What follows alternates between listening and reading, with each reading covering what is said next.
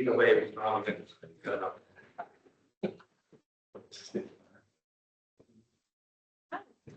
I'm good. How are you? See you guys. There you go, Fran, right? Yeah, I think Erickson too, I think. Oh, okay, he was saying it was gonna be remote. Or was he? Maybe it wasn't him, but I thought it was. We haven't had it. Doesn't happen. Sorry? No, I'm sorry. They were only online. I was actually stuck next door trying to print them in the printers now. So, Actually, and we could just do it next meeting to make it easier. that's fine. So it's, Hey guys, I'm on now. I'm gonna have to head out early though, because I gotta take the kids to a orthodontic appointment, unfortunately. that's fine. How long do we have? Honestly, about half an hour is all all I've got tonight. See how far we go. Alright. So, open the meeting at 6:03.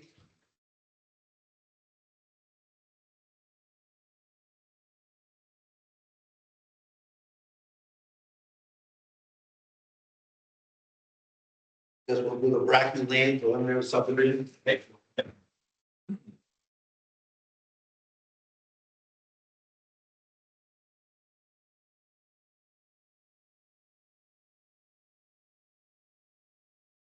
I'm gonna set up over there, that'll be great.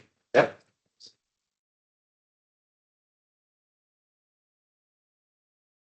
Mark Allen with Allen Engineering Associates. Here on behalf of RAS Investments, Rockaway Davis here, Sean Scunchio might be on his way. We have filed a preliminary subdivision on Bracky Lane, which is at the outsets of Mendon. It is actually accessed through, or it starts in Uxbridge. So we are hoping to kind of gather a little bit more information after this meeting in preparation of a definitive subdivision in the future. So it abuts the Westhill Dam, the Westhill property, so it's surrounded by hundreds of acres of protected state land. Again, it's on the westerly side of Mendon. Uxbridge Rocky Lane comes off of Westhill Road. And the property is comprised of about 16 acres in Mendon and about 1.5 acres in Uxbridge. Are proposing to extend the Rocky Lane right of way with about 1,000 feet of additional infrastructure that would support another 10 lots. There's an existing house on the property now, it's sort of in disrepair. It doesn't meet current zoning if we were to put a subdivision road in. So the intent is to remove and replace the first house lot that's on Bracky Lane, and then do 9 additional houses on the cul-de-sac. We are all high and dry except for one small portion of the property. There's a little bit of a wetland on the Uxbridge side. This is the town line here. We've done soil testing in Uxbridge for a future stormwater basin. Otherwise, the remaining 17 acres is high and dry. We are planning on, and have submitted sort of a list of potential waivers that would like to sort of just give the board's feedback tonight, to do what they call a low impact design roadway. It basically is country drainage, where if you drive up Rocky Lane today, there's no formal drainage network in the street. It's just sort of a crown road, and it goes off into swales, and it kind of meanders through people's yards and off down, down slope. So what the state is sort of pushing these days is what they call low impact design, where you don't have curbing, you don't have catch basins. You just let it sort of drain off into swales, and those swales collect and then discharge into the standard drainage basin. So that's something that we've sort of put in our application to consider, for the board to consider prior to a definitive plan. We've seen it work in many other towns. Upton, Douglas, Uxbridge, Bellingham, all we've worked with, and we've had good success. The one minor inconvenience, if you call it an inconvenience, is each driveway has a pipe underneath it. And, you know, it's just something that the homeowner basically just, if it clogs up with leaves, they remove as part of their routine road maintenance. But it allows the town, you know, not to have to go either with a vac machine or a clamshell and clean out catch basins every year, and jet the system with silt. So it's lower maintenance, and it promotes more stormwater to get into these swales, woodside swales, and dissipate, and it kind of shrinks up the stormwater basins at the end of the treatment drain. So this is gonna be a public road when it's all said and done. We're not sure yet. We would like that option. Again, another reason we're here on a preliminary basis. We know that Rocky Lane not only starts in Uxbridge. We believe, based on the title report that from our attorneys, that it's a private way, but the town of Uxbridge plows the road to a certain point. So it's a little gray. We have to do a little bit of homework on our end. If this were to become a public way, we might have to approach A, the town of Mendon to become a public way, but B, we might have to approach the town of Uxbridge to see if they would accept it as a public way and have some sort of intermunicipal agreement for maintenance. So access is through Uxbridge. Come again? Access is through Uxbridge. It is. Yeah, the first 5 houses are in Uxbridge. This backs up to subdivision. Again, it's up in the western part of town. But I think they remain private and they maintain it privately, but there are 6 homes. So it's not the end of the world if we do a private road. It just have to be an HOA. We wouldn't be asking for any public sort of utilities. The property all has their own on-site septic systems and their own wells. So the lots are big enough, they're 60,000 square feet plus, so that each of the new homes could support a well and a septic system. That's good if you don't have it. Right. The grades are fairly gentle, if you will, out there. It's at the top of the ridge. If you look at a topographic map, the West Hill Lane is obviously at the bottom. This is very, very at the peak of the elevation. So it would be a 5% slope to about a 2% slope through the cul-de-sac. So the road would be easily traversed, easy to maintain. The lots would be, like I say, high and dry. And we don't anticipate any groundwater issues. We did a battery of testing out there for the septic systems and stormwater basins. Good material. So we were pleased with that.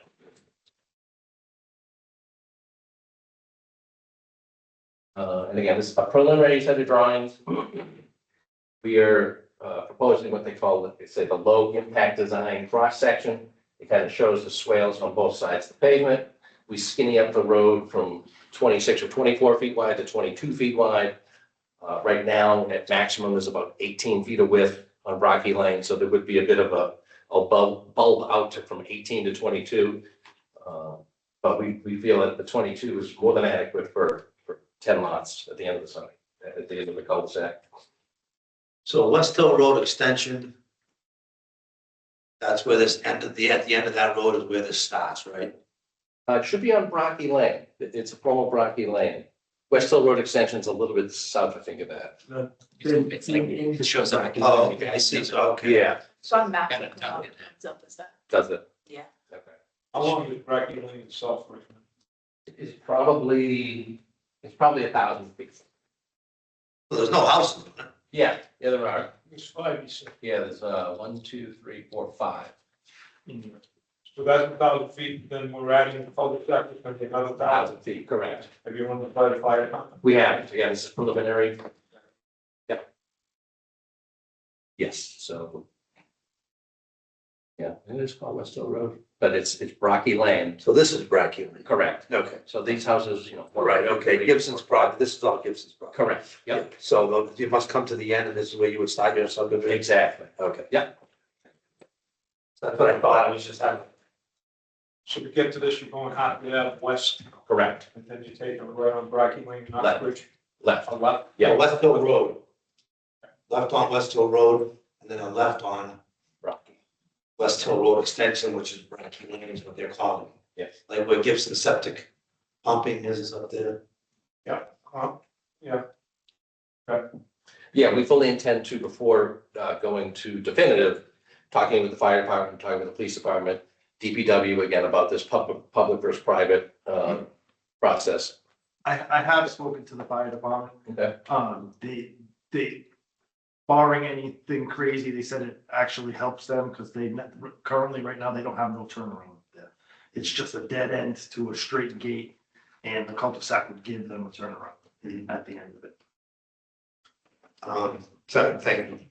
Have you figured any systems or anything like that? Oh, we would have to add a cistern for water supply, yeah. Anything over 5 houses. Correct. 4 houses. So I kind of want to go through and just to gauge the boards, again, this is preliminary, so you don't have to vote on anything. But part of the application is anticipated waiver requests, so just kind of float these out there. We would propose no sidewalks on the road. There aren't any sidewalks now, so something that to think about. If that's an absolute showstopper, you want one sidewalk or two, let us know. The width of the right of way, we're proposing to only be 40 feet, not 50 feet. Again, reason being there aren't any major utilities in it, and if we do country drainage, there won't even be stormwater in it. So it's basically, 40-foot wide right of way with 22 feet of pavement. The cul-de-sac itself, this is a bit of an oddity. We're proposing 9 new lots off of it, and the town amendment has a bylaw that says only 8 lots can access a cul-de-sac. Coming from Uxbridge with 5, and there's already 1 on the property, so there's already 6 now. So is that something with the available land area that the board be willing to consider a 9th home on the property? The width requirements are from 28 feet to 22 feet, like I mentioned, for pavement. And again, along with a low impact design cross section, you wouldn't have any granite curbing, so it would be requesting technically a I width. think 22 feet would be a little extreme. I think, you might be pushing it. Okay, I mean, this is just me. Yep. 25 feet, I think we've seen in the past, but you might have personally, might have a half a shot at 25 versus 22. okay. That's just me, not the board. 5 cars on the road. Yeah. It gets tough, no Yeah. matter what, even with, if the country drainage even comes into play. I Right, mean, I like it. Yeah. But we'll have our engineer, we'll go over everything, we will, as a board, we'll make a decision on that. absolutely. Walkways, like I said, I already mentioned that one. Street lights, just a formality. I don't think there are any street lights out there now. I understand them. I don't know what's in the right. Yeah, that's sort of the general list of waivers that we'd be looking at. We did get a preliminary review from Graves Engineering. They did have a chance to take a peek at it. Dylan did have a chance to write her review. And I know we're short on time with a member only having half an hour, so I don't want to wait, take up too much time. But in general, Graves gave us some direction. There, one comment that I think the board might want to at least think about is the possibility of having an open space subdivision or a flexible development. I don't think this site particularly yields itself to that type of development because it's surrounded by hundreds of acres of open space already. When you go to a flexible development, you really want to create smaller lots and have some sort of park recreation area associated with the development. This doesn't really need that because there's so much trails and open space abutting it. And then Dylan's comments and points of interest were sort of what we touched on earlier about, talking with the needed town agencies, communication between the 2 towns. And she didn't really have any sort of yay or nay on the waiver request. No, we were just ready to talk with you tonight. Yeah. Then, we'll have Graves take a look at everything, again with us, and set up for another meeting. Yeah. Does anybody else have any questions on anything that we, as preliminary? We just- No, I guess just in response to the open space consideration, it sounds like the answer to that is no. But that is in line with our master plan, right? There is a preference for open space, maintaining the character of the town. I don't know that is woodlot. I believe the landowner also owns multiple properties in that section. Is there plans to develop the other? There's a couple lots in the tax maps that are listed under the same name. Yes, but One lot or two lots or? so yeah, there's 2 lots and really 1 parcel is created, 1 piece is 2 parcels. So there are 3 parcels that are comprising this development. It's a little confusing. So these folks now own all 3 of those parcels. And all 3 of those parcels are represented here. They're encompassed in. Yeah. 18 Brocky Lane was considered this side, 20 Brocky Lane was considered this side, and the piece in Uxbridge was a 3rd parcel, so. That you needed for them to do what you had to do. It just came with the Gibsons were selling the property as is. Just in another note, that might be pertinent, this way, there's people that are beyond us that still have rights to the right of way. So that right of way, we can't give away per se, because that right of way still continues on. So They could, in the foreseeable future, extend that. Could actually. I don't think they could extend it, but they have rights to be able to access their property from. It's not like, It's an easement to their lot. correct. Yeah. Because it comes out on, I believe there's a home on Hartford Ave that is in historical, voted in historical, that's there, I think they, what, 60 or 70 acres to the backside. Yes. It's one of the houses that are on Hartford Ave. Yeah. It just happens to have an easement that connected to Brocky Lane. Yeah, I guess the reason why I bring it up is because it does abut West Hill, right? It's a known conservation area. There's an opportunity to lower the impact of the town in terms of, whatever tax impact to the citizens. If this way to pull that forward, right, and preserve the back and have the contiguous space, it's more in line with the master plan. And there are some parcels, just so I'm not being against it, there are some other owned parcels in between us and that recreation area. So our parcel does not directly abut the recreation area. There's a strip on the backside that someone else doesn't. But we could absolutely entertain, those smaller lots are a little bit oversized now. They're at 60,000 square feet minimum. We could go to 40,000 square feet. Because you're on septic and wells, you need 10,000 square feet per bedroom. So we could bring from 60 to 40, create sort of an additional buffer strip around the perimeter. And just one other question too, you mentioned about the waiver for the number of lots accessible via cul-de-sac and I'm assuming 60,000 square foot lots, these are gonna be significant homes in terms of size. Is there any consideration for low income properties as part of the development in order for us as a town to maintain our quota, which is 10%? Hadn't been thought of, we can consider it in the definitive design.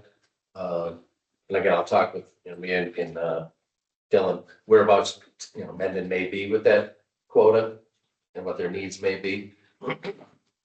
So we're a ways off, I would think so. but if we keep adding homes without maintaining the 10%, Right. we're not gonna gain any ground out of it. Right.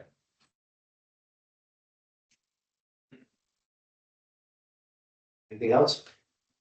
We're doing one meeting in December too. What's the board's position on What that? do we have? What do we have in dates for December? Right? So I The first one. believe it's, hold on, give me one.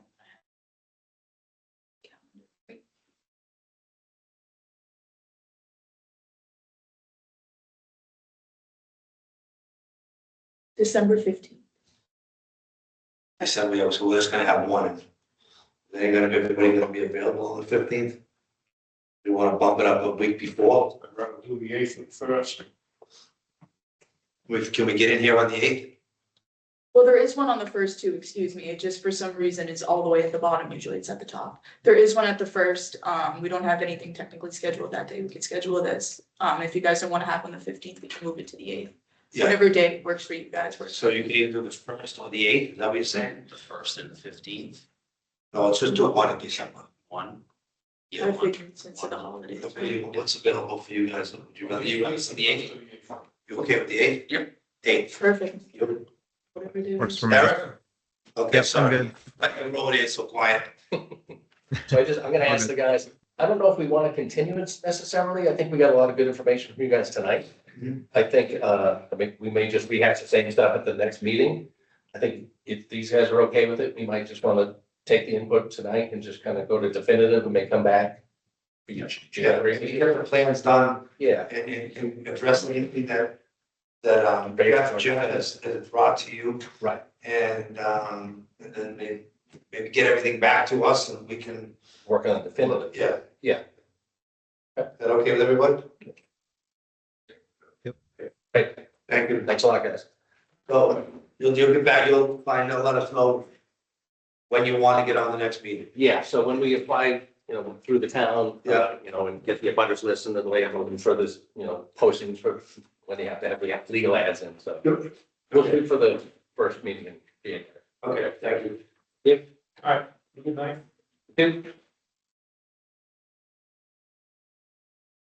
Cahill Estates, I have a conflict with this smoke. I'm going to- Yeah.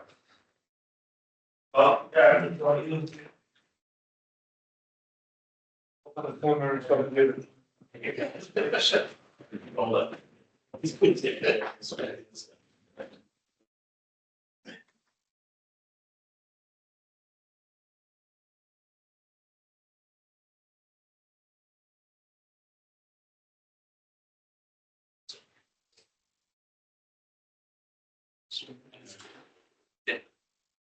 I don't know, just happen, do you need to state, No, Barry, it's Cahill Estates.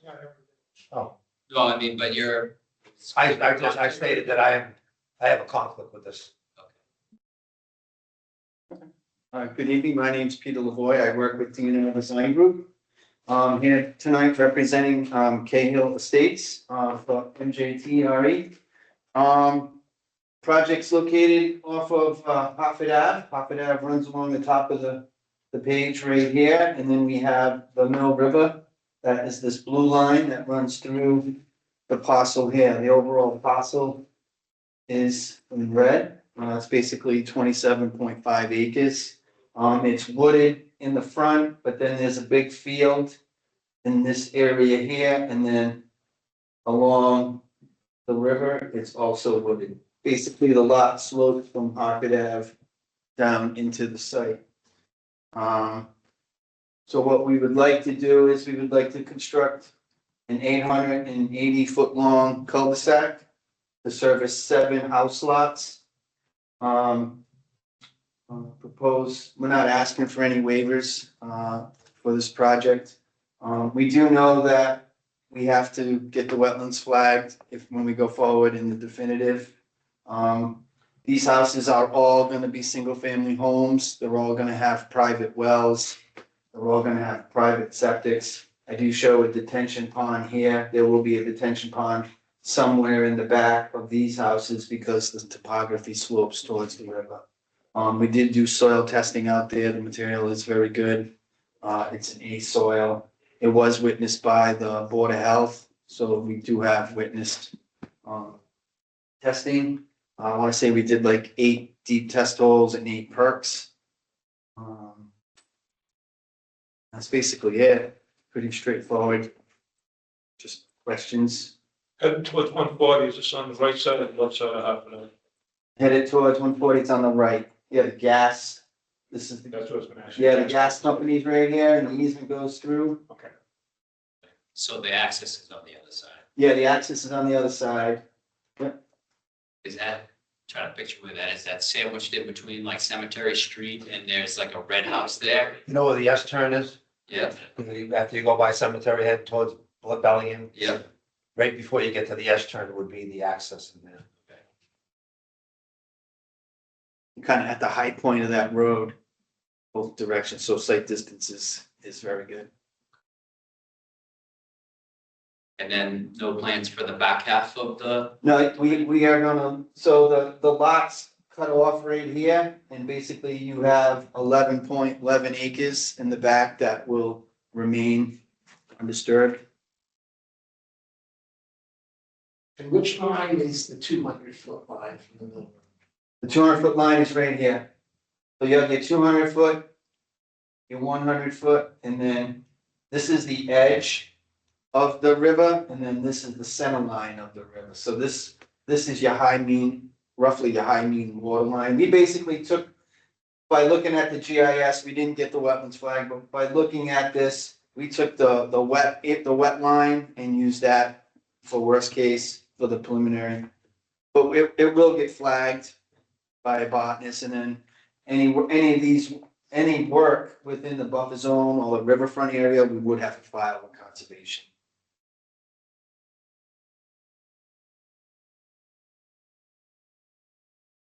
Despite fire department, We did get a comment from the fire department. We will put a cistern on the project.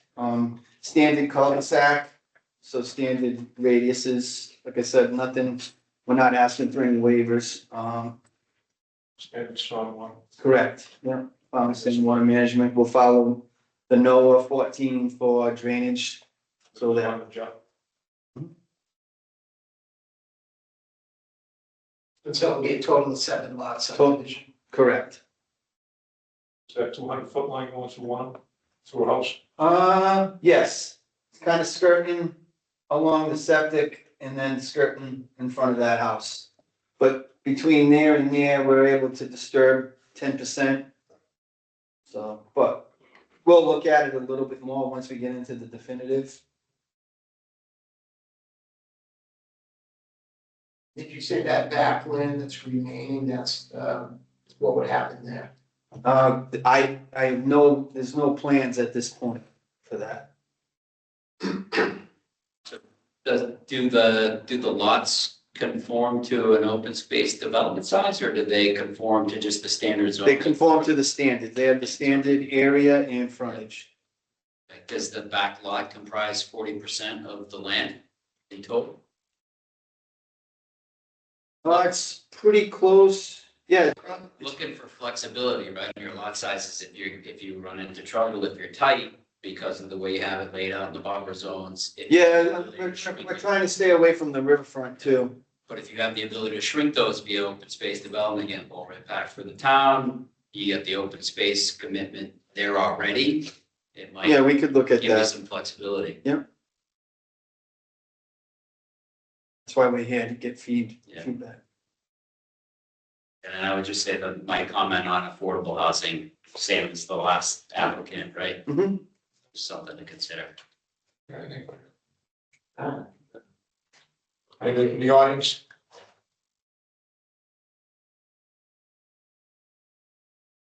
See any hands? Can you hear us? Anybody? Any questions out there? No? Eric, you good? Quite a few people, yeah. Nothing from me. I mean, where everything is standard, everything meets the requirements, I mean, there's not much to say. Right, we felt that, preliminary plan, and we would just go to the definitive if anything's jumped out. Right? Meets all the standard guidelines. Like I said, there's nothing wrong with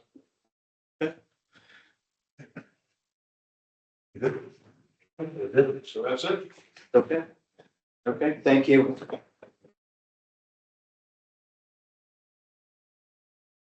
All right, turning it back over to the pen. CMRPC rules and regs. Yes, CMRPC, do we have anything on that? Gentlemen, I'm going to take my leave now. Sorry I couldn't be there for the whole thing. Thanksgiving. Good luck, happy Thanksgiving. See you. Thanks, you two guys. Bye. Thank you. Thank you. CMRPC rules and regulations, do we have anything on this? So. Oh, Sorry, okay. I was gonna say, I think he is here, perfect. Yep, all right, Yes. go ahead. Hi, nice to see everyone. I think I was here a couple months ago, correct? And we introduced the project. So yeah, if you don't remember, we're my colleague Ron Barron and I are in the process of looking through your subdivision rules and regulations. And we've gotten through the first 2 sections and wanted to just kind of talk about where we're at with the project and maybe get some feedback on what you guys might be interested in expanding in the subdivision rules and regulations. And so I sent that document to Dylan last month. I'm not sure if the board got. I sent a copy of the subdivision rules with some comments from myself along with the sample subdivision rules and regulations we're working off of. Has the board had the chance to look at that yet, or? I'm gonna say, Did not. did you get it? I think it was in the email. Yeah, but I Okay. did not. Yeah, It's we okay. have that yet? That's not a problem. Because we're early in the process, so I don't want you guys to feel like you missed your homework or something. It's not a big deal. And honestly, on these first two sections, I think our comments are a little more basic. So I think to start, I'll just like summarize kind of how we've gone through section by section, and maybe get some feedback from you guys on, yeah, like I think where, if there's anything, I'll kind of introduce some things that we might want to expand on in the subdivision rules and see what the board thinks. So, and then I can, if wanted, I can share the Word document and we can kind of go through it more specifically if that's helpful. Yeah, that was So good. okay, so yeah, just to summarize, for section 1, we're proposing minimal changes. We just changed under the authority section. It was at that currently it's only referencing section 81Q of chapter 41 of the Mass General Law, and we changed it. Now it's referencing 81K to 81GG of the Mass General Law. So that's just something that's changed in MGL that we want to reference. On section 2, we added a bunch of new definitions based on the model rules and regulations. And I think some of these definitions may seem redundant or self-explanatory, but I think what's also helpful is some of them may cover things that aren't discussed in the current regulations that may help us flag where we can improve in the rest of the document. And then the other thing to keep in mind with the definition section is it will probably change in the future more than this, because what we find doing zoning reviews is that there's often missing definitions in the bylaws where things are discussed but not adequately defined for the reader. So we might be adding more definitions later on. And that's something we're going to be working on as we work through the whole document.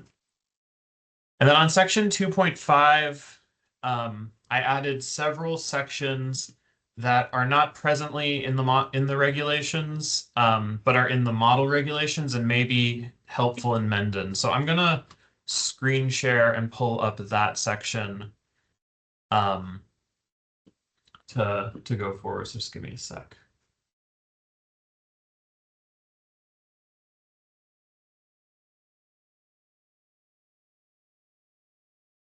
All right, can everyone see that? I can zoom in more if that's helpful. I find I often have to. So the first section we added was just clarifying that an approved plan is required. So it reads, no person shall subdivide land in the town or proceed with the improvement of for sale of lots in a subdivision or the preparation for the construction or the actual construction of ways or the installation of public or private utilities unless and until a definitive plan of the subdivision has been submitted to and approved by the board, or approval under the subdivision control law not required. So approval not required has been endorsed on the plan. And then we also added language, more than one building for dwelling purposes on a lot. No lot in a subdivision shall be used in any way that is not in compliance with the town zoning bylaws. Where the zoning bylaw permits more than one dwelling or the use of more than one building for dwelling purposes on a lot, the board may make the approval of subdivision conditional on the developers providing adequate access to each building site in the same way as otherwise required for lots within a subdivision. And then something else. So I'd love, because we've only really gone through the first two sections of the bylaw. Something that's present in the model bylaws is they have a pretty coherent fiscal impact statement and an environmental and community impact analysis.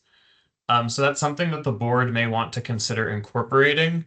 I mean, I just want to kind of get the board's temperature on how in-depth you want to see the requirements for subdivisions become going forward. Okay, so how in-depth, like how strict we wanna make them? Well, the thing is, the board can claim the right to waive any requirements with these sorts of things.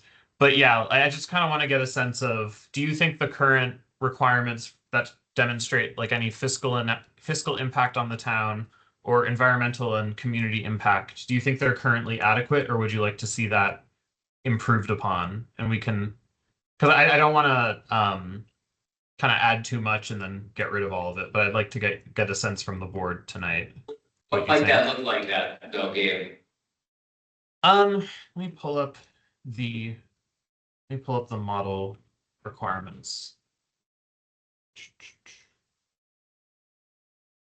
Like just that, in this last, first applicant is asking about country drainage. We have never done that in town before, and I'm not sure that there is a bylaw against it, Yeah, but it's not a bad thing to do. The subdivision rules and regulations, we have a regulation for one sidewalk. Right. On one side, we have regulations for curbing. So he's asking for waivers again. Right, but we never have dealt with the country drainage, and I've seen it in a lot of places, in Bellingham has done it, off of Bay Street, and it's a lot less infrastructure that the town has to maintain, over the years, they do end up taking it, so I don't know that it's a bad thing. I just don't know if it's something that it's never been brought to the table in Mendon because of why. Is there a bylaw that So says? it would reference it as the state was pushing it, and I don't know, Gabe, Well, you might know better than It's just a story that he was saying, but yeah, you might be able to tell us that. yeah. I mean, I think so. The two things, again, first you have the fiscal impact statement. So the way that's written in the model bylaws right now, I think that would be helpful if the board is concerned with a subdivision. So in the model bylaws, it applies to any, you can choose to ask for it for any application with 4 or more lots. That's a subdivision. And so as you can read here, if a report is required, the board shall determine its scope, which may include a narrative description of the project's impacts on municipal services and capital costs for infrastructure, education, recreation, and public safety. So I think that's a tool the board can use where if they're, this is a common story, big housing development gets proposed and the community is up in arms that this is going to impact our schools, like how is this going to impact the roads, etc. This would give the board the power to ask the developer to provide kind of a justification for how this fits in with the town's with the town's well-being outside of the subdivision. And I think since you have a town planner, that's something that the board can work with the town planner on a case-by-case basis with the subdivision. Partially so that the board can get a sense of if they think this would be good, but also if you want to be able to present this to the public as a good idea, you can require that the developer put this together. So that's the fiscal impact statement. It's more on the town side. And as it's written in the model bylaws, the board would have kind of control over what they wanted to ask for a specific applicant, or you could not ask for it at all. So it's completely optional. Well, so in my time on the board, we haven't had a subdivision come to the board yet. These are the first 2, but in the commercial side, we have peer reviews, and essentially this is a similar version of that. Right? Yes, but site plan, yes, the peer review is basically what Jeff is doing for the subdivision to make sure that all the elevations are correct and the drainage is correct, the storm waters. I guess so, yeah, we're basically doing that for a subdivision. When they do come from. For houses, you probably don't need to do that. Well, not again, well, the only reason why they're doing it for certain things is because the road will end up being part of the, there'll be a tax. Yeah. Town has to take them home and be built according to specifications. Yeah, we gotta build it right so that the town is not left with a. Hold in the bag, so to speak. Yeah, basically. But again, Yeah. I don't think I don't know why, and there has not been anybody that has come with this country drainage type of thing. I don't think it's a bad thing, but I just don't know how it's, It may not have worked in some of the other subdivisions, like the one on Northbridge Road, well, right, yeah. because the hills and everything else, I mean, that would probably wash out. Yeah, it's probably too big of a subdivision, maybe it's only good for the 800 foot, but like, off of Bay Street, Marinello, the Bonnie's property, Yeah. you did quite a big subdivision, Oh, yeah. but different Maybe maybe it's still soils. use Northbridge Road, No, you know, the backside of Misco. Right, right, That's, yeah, that's yeah. the two souls up there. You need a lot of riprap in there, to hold it together. So yeah, I Right. think sorry, just to butt in. Yeah, so I think it's sort of a philosophical question and a political question for the board. I mean, you have the power to change the subdivision rules with just a public hearing, but I think it is, you know, if this is a tool that the board would like to have in the future, if something came up, I think, you know, just from my position, I think that might be it. I don't really see the downside if you can just choose not to enforce it if you don't want, at least on the fiscal impact statement side. And you can also craft it how you want. If you want to make you can make anything waivable if the board wants. And then kind of what's more in depth, but in kind of a similar line. I didn't include all the language in this bylaw because I kind of wanted to get a sense of the board's temperature on this before moving forward. I'm going to share the model bylaw that we put together and kind of show you the categories we're looking at.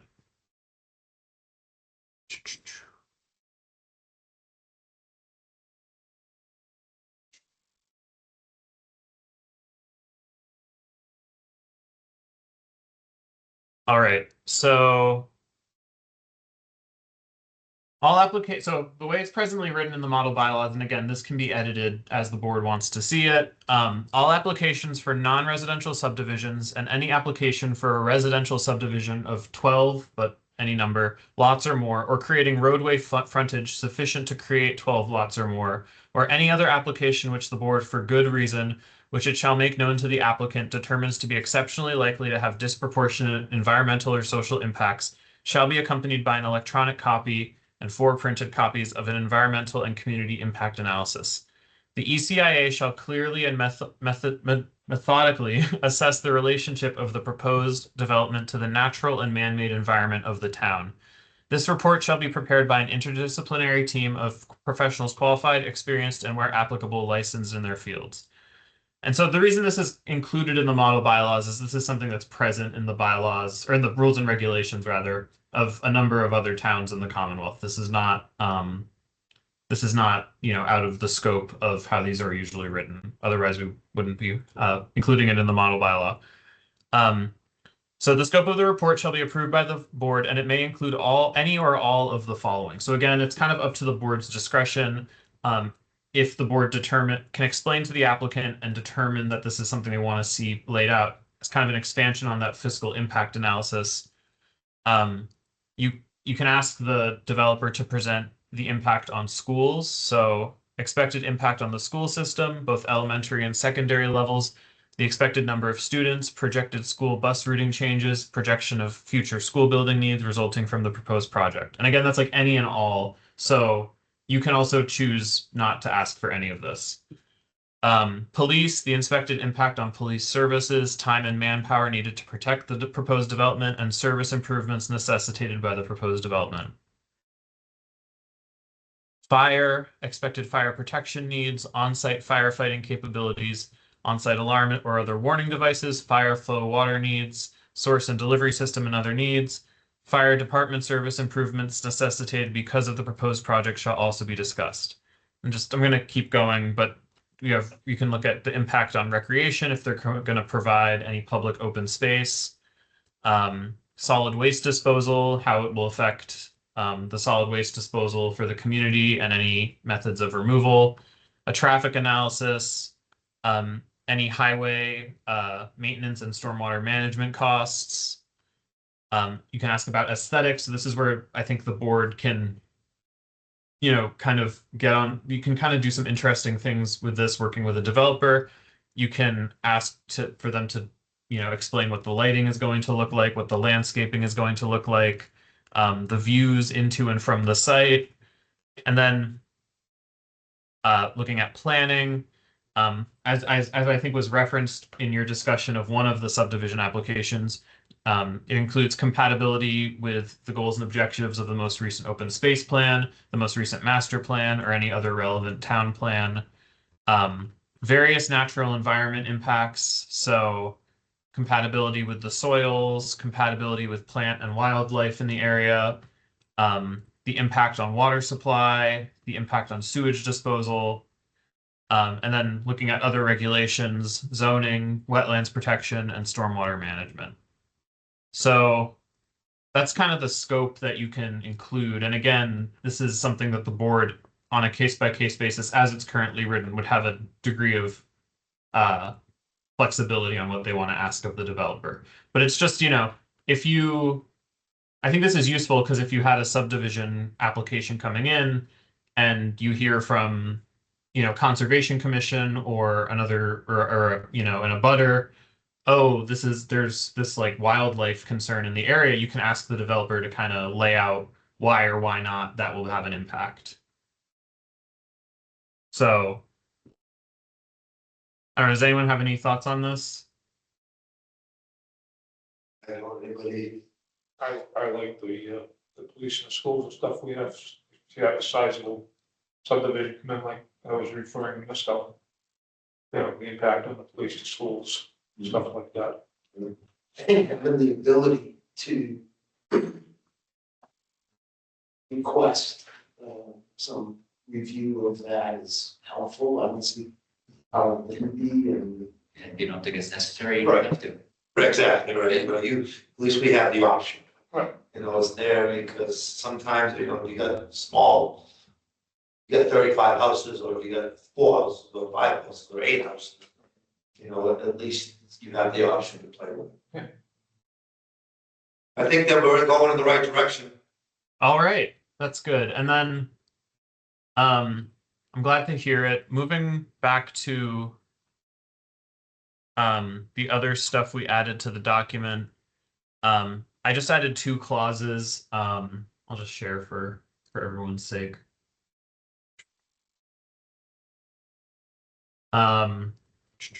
So I added a severability clause. If any parts of these rules and regulations is judged to be invalid, the judgment shall apply only to the specific part that is invalidated, and the remaining rules and regulations shall be deemed valid and of full force and effect. And then a waiver thing too. The board may waive compliance with any of these rules and regulations if it deems it in the public interest in accordance with Mass General Law. That covers it. That worked perfect. Yeah, so that's what we have from for sections 1 and 2. And so yeah, I'm glad to hear we're on the right track with this, and I will we can unless there's any more questions, we can kind of when do you think would be helpful to come back with a couple more sections? So Yeah, maybe first of the year. Okay. When is our meeting in January? Let me pull that up on my calendar for you guys, actually. We're gonna have probably a subdivision, by the sounds of things, we're gonna have Brackney Lane maybe coming in front of us in January. So, maybe not the same night as that. So you got the 5th, We have the 5th, and it looks like the 19th as well. 19th is Martin Luther, I don't think we're gonna be doing that, because everything's closed. Oh, right, yeah. So, Probably remove that off the calendar. Yeah. For the 5th, yeah. And then February, yeah, February, we got the 2nd, and we got The 16th. the 16th. maybe the second or the 16th in February. 16th president. Perfect. Oh, Second, Thanks for catching that. 2nd or 16th? 16th is President's Day. 16th President's Day. They won't be able to do anything in town Okay. hall. So the 2nd of February? Yeah. Yeah. All right, works for me. that's Groundhog Day. We don't know how long it'll go over. Oh, I'll be in Puxatawny. Sorry, no. We've got our own, don't we?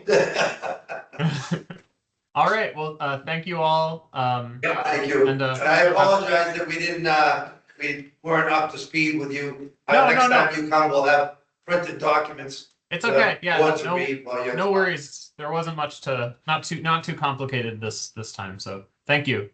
Have a good evening. That's great. We make sure that we have them for the next, when he does come in front of us, we have any updated stuff.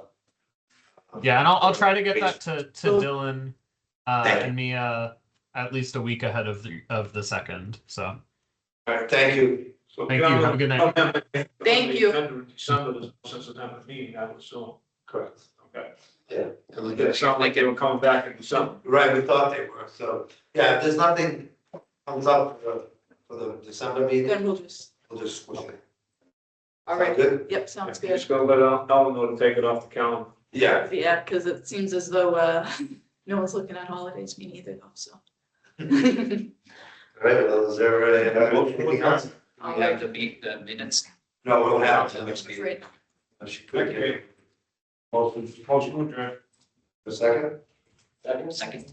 all in favor? Aye. Aye. And then, He's gone, right? So we don't have to do a roll call? no,